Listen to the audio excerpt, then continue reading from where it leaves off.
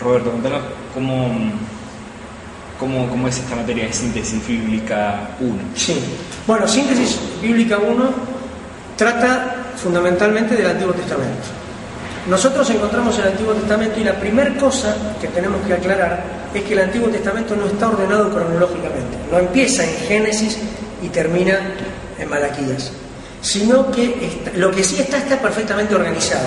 Organizado está, pero con otro orden que no es el cronológico. Es como si fuera un orden de escuelas de pensamiento y de visión.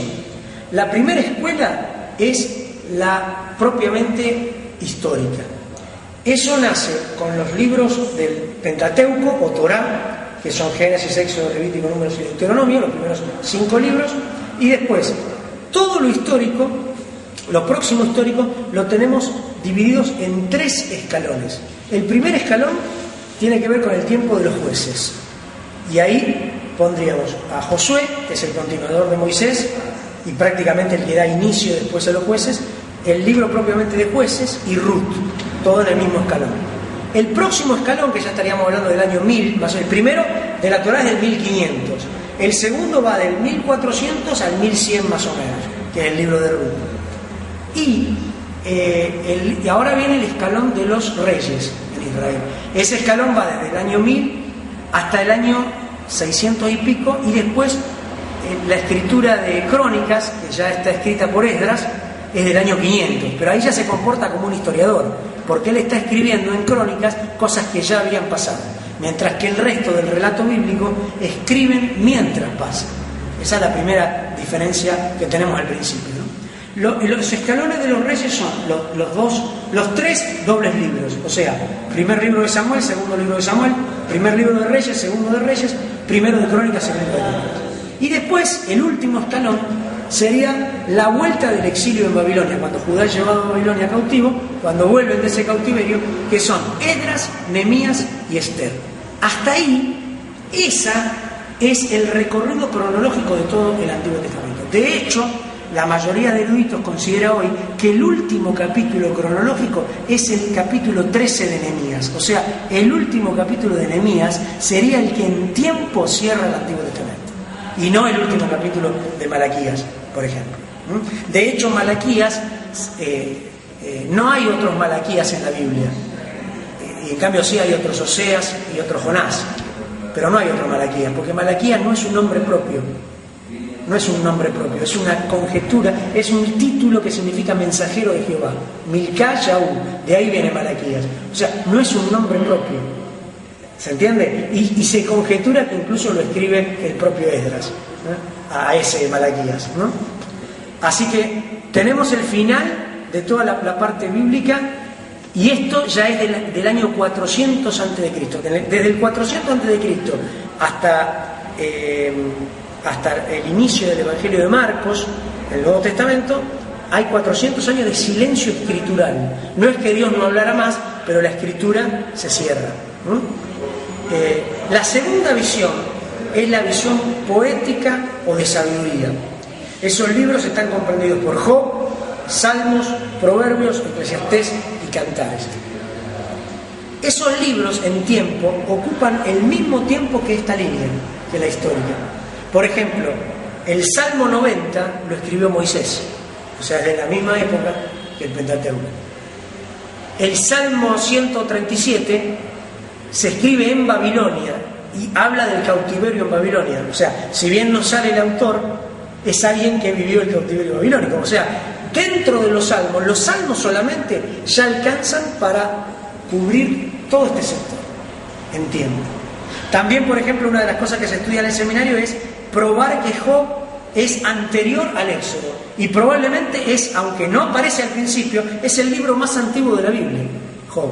Y las 3 conjeturas que se hacen son, en primer lugar, o mejor dicho, cosas que están en el mismo libro, que se analizan. En primer lugar, Job ofrecía holocausto por los hijos.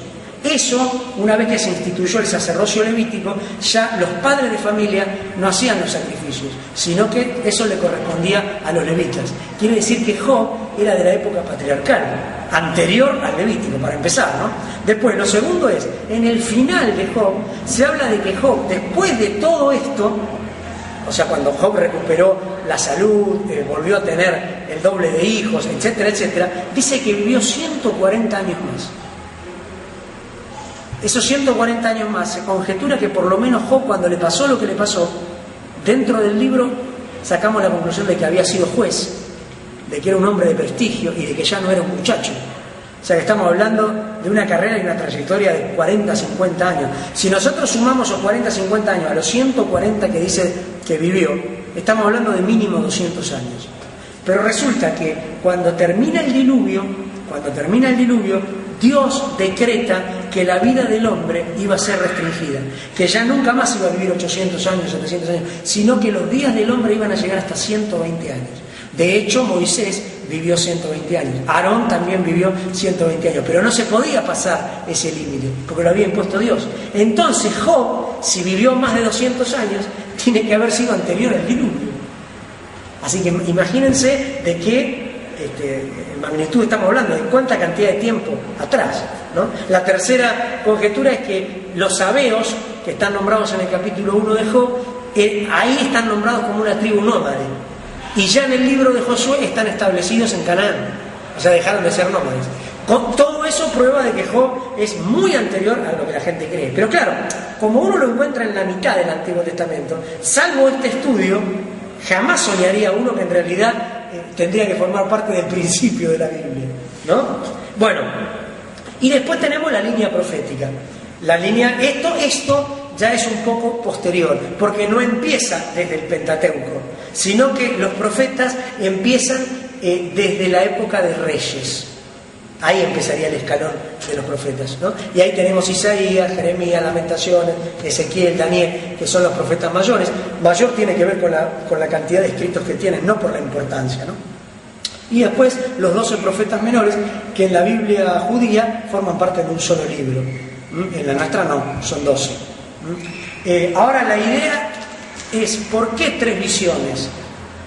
La histórica es una visión narrativa. Casi siempre está en tercera persona, con muy pocas excepciones, está en tercera persona.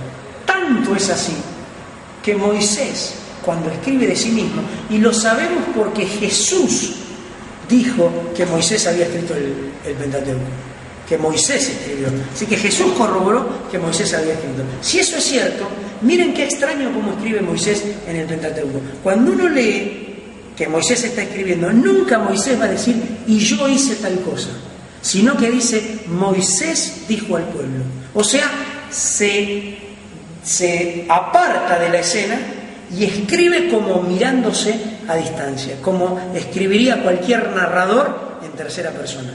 Ese es el lenguaje de los libros históricos, tercera persona. De ahí es donde existen los pequeños errores que se nos marcan, los inconversos marcan como errores de la Biblia, cosas que en realidad no lo son tanto, porque Josué llegó a poner en el libro de Josué que el sol se paró, en el capítulo 10, que el sol se detuvo. Claro, es lo que él vio. Ahora, Dios no le explicó que en realidad fue la tierra la que se detuvo, porque es la tierra la que gira, pero es lo que él vio.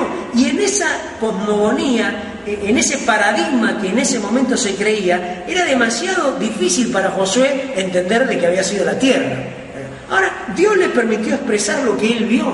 No es una mentira, porque no tiene el propósito de engañar, ¿se entiende? O sea, los mínimos errores bíblicos que hay forman parte de esa concepción narrativa.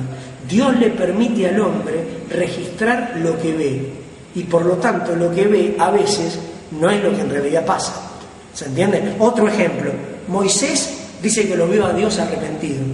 Más adelante en la Biblia se nos declara que Dios no es hombre para que se arrepienta.